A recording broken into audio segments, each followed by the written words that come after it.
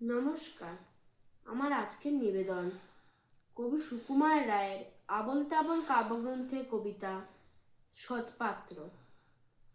শুনতে পেলুম পোস্তা গিয়ে তোমার নাকি মেয়ের বিয়ে।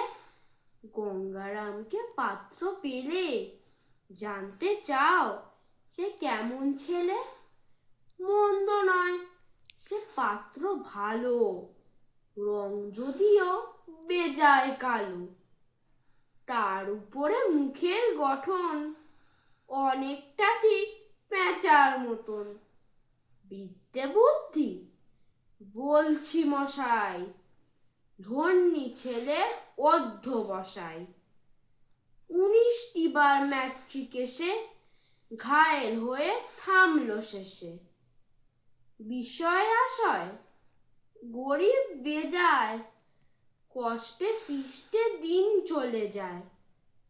মানুষ তো নয় ভাইগুলো তার, একটা পাগল একটা গোয়া।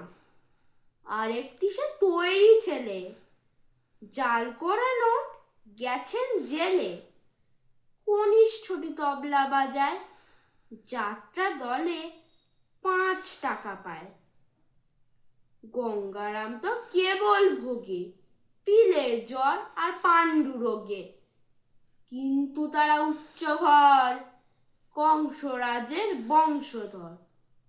শ্যামলাহিড়ী বনগ্রামে কি যেন হয় গঙ্গারামের। যা হোক, এবার পাত্র পেলে এমন কি আর মন্দ ছেলে। নমস্কার।